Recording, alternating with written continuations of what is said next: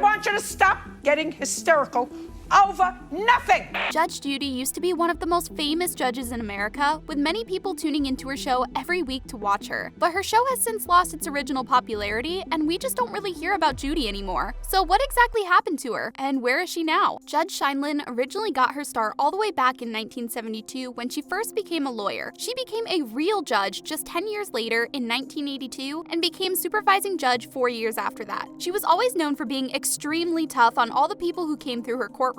And she eventually got attention from the public after the Los Angeles Times did a cover story on her in 1993. Later that same year, she was featured in an episode of 60 Minutes, getting the attention of TV executives, which landed her the show that we now all know and love. But life for Judy wasn't always as glamorous as it may seem. Though she grew up in a privileged and educated family, she always struggled for money before she made it big. In an interview with People magazine, she explained that she spent most of her life buying clothes from sales racks. She even said that she wouldn't bother going into the nicer stores since she knew she couldn't afford it. Things have obviously changed since then. Nowadays, Judy has a huge net worth of around $460 million according to Forbes, and she's actually attributed part of her success to knowing her worth and negotiating to have a higher salary with every year that her show gained popularity. This eventually ended up making her one of the highest paid people on TV during the peak of her show. Since then, her show has obviously dropped in popularity, but that hasn't stopped Judy from doing what she loves. After she finally decided to wrap up her 25-year run on her original show, Judge Judy, she decided to launch a new show on the streaming platform IMDb TV. The new show is called Judy Justice, and it first aired in 2021. Even though it has a different name, the show's pretty much exactly the same as the original, with some very minor changes to it. In the new show, Judy now has a different outfit than the classic black robe and white collar that she had before. And there's also now the addition of a court reporter, which they didn't have before. But beyond that, they didn't want to mess with the format of the show too much, since they really wanted to let Judy shine and do what made her popular in the first place. So all the cases are still the typical small claims kind of things, like dog bites and landlord-tenant conflicts. But what exactly made her show so popular to begin with? Well, at the time that her show first started, her persona as the angry judge fit really well into the courtroom genre, which already had other shows like The People's Court. But she brought something slightly new to the table and put herself alongside other shows that were known for angry people and yelling, like Jerry Springer. The nostalgia for the original show also plays a pretty big role in why producers were willing to give it a reboot, considering that it's a show that so many people are familiar with and grew up watching. But over the years, more people have started to criticize the original show and have started to realize the reasons behind its loss in popularity. For one, the more you watch the show, the more you start to really see Judy's personal biases that affect her decisions. One of the biggest ones being her alleged racism and how she treats people based on how they look or dress. It also seems like she has some obvious dislike toward any person who receives help from the government or might not be able to have a job. Then again, this kind of behavior does make some sense, given her age and the time during which she gained popularity. She really personified the idea of getting what you deserve and that anyone can make it if they just worked hard enough.